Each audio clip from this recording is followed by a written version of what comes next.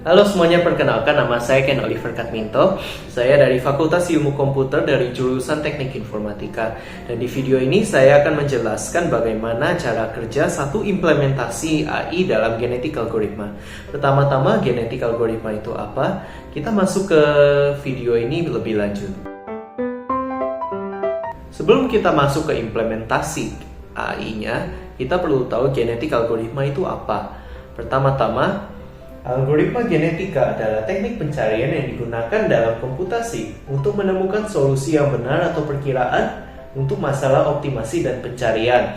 Algoritma genetika adalah kelas algoritma evolusi tertentu yang menggunakan teknik yang terinspirasi oleh biologi evolusi, seperti pewarisan, mutasi, seleksi, dan persilangan yang bisa juga disebut rekombinasi. Satu hal yang perlu diketahui bahwa solusi itu ada dua. Tadi disebutkan bisa benar, bisa perkiraan. Karena solusi yang diberikan oleh AI itu tidak selalu 100%. Jadi, algoritma genetika itu memberikan solusi yang paling optimal, yang paling efisien untuk satu masalah tertentu. Lalu bagaimana cara kerja genetik algoritma ini? Kita masuk ke segmen selanjutnya. Jadi satu hal yang perlu diketahui adalah genetik algoritma secara esensial memiliki 4 langkah. Apa saja itu? Langkah pertama adalah selection, yang adalah proses memilih individu dari satu populasi untuk menghasilkan keturunan bagi generasi berikutnya. Lalu langkah kedua ada crossover atau rekombinasi, menggabungkan informasi genetik dari dua individu induk untuk menghasilkan keturunan baru. Yang ketiga ada mutation, menyebabkan perubahan acak pada kromosom individu untuk mempertahankan keragaman genetik dalam populasi.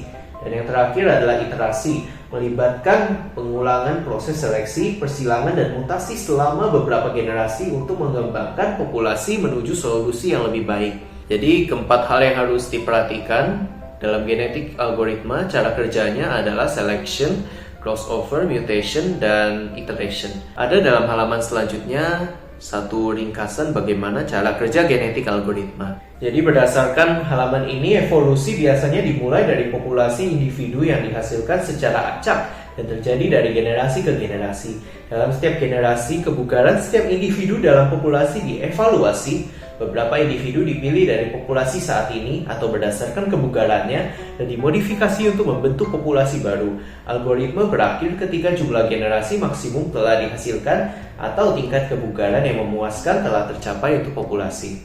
Selain itu ada juga flowchart yang menjelaskan dengan lebih ringkasan yang sudah ada. Jadi itu cara kerja genetik algoritma. Selanjutnya kita akan membahas implementasi AI dalam genetik algoritma. Case study yang saya ambil untuk mengimplementasikan genetik algoritma adalah University Timetabling Problem, yang secara literal adalah masalah penjadwalan universitas. Membuat jadwal universitas perlu memperhatikan berbagai kendala seperti ketersediaan ruangan, preferensi fakultas, juga persyaratan mata kuliah mahasiswa. Dan satu hal yang harus diperhatikan adalah dosen, di mana dosen seperti yang kita tahu, memiliki berbagai kesibukan yang bermacam-macam. Kompleksitas dari kendala-kendala ini seringkali menyebabkan jadwal yang tidak optimal. Genetic algorithm menawarkan pendekatan yang menjanjikan untuk mengatasi tantangan itu. Dari penjelasan itu, kita sekarang masuk ke codingnya. Saya terima kasih banyak kepada ITC 2007. Saya meminjam satu dataset dari website itu untuk case study saya. Pertama-tama saya menggunakan NumPy untuk menjalankan analisa case study saya. Courses itu adalah masing-masing mata kuliah, guru dosennya siapa, periodenya berapa time slot, durationnya berapa jam, dan studentnya ada berapa. Setelah itu roomnya ada berapa, kurikulumnya juga ada berapa. Lalu ada unavailability constraints, yang adalah batasan setiap mata kuliah. Selanjutnya di bawahnya adalah berapa hari, berapa period per hari, di mana dalam satu minggu ada 5 hari kuliah, lalu ada 6 periode per hari. Lalu di bawahnya adalah population size, di sini saya ambil 100. Population ini diperlukan supaya kita tahu berapa solusi yang disediakan oleh genetic algorithm. Lalu di bagian fitness ini adalah untuk menangani konflik-konflik yang ada dalam setiap mata kuliah. Lalu kita masuk ke 3 poin utama dari genetic algorithm, yaitu selection, crossover, dan mutate.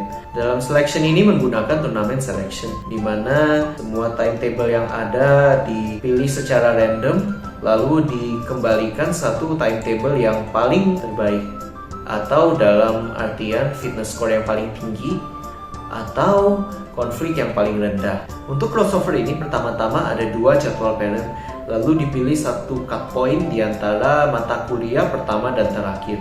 Jadi setiap anak yang diproduksi dari 2 jadwal parent itu dapat genetik dari kedua orang tua masing-masing. Intinya dari 2 jadwal parent diturunkan supaya ada timetable anak-anak yang baru.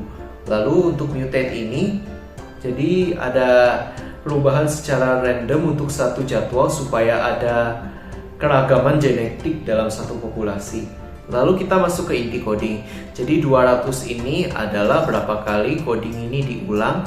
Dalam fitness ini adalah supaya kita mencari hasil yang terbaik dengan konflik yang minimal. Lalu akhirnya selection, crossover, dan mutate diimplementasikan.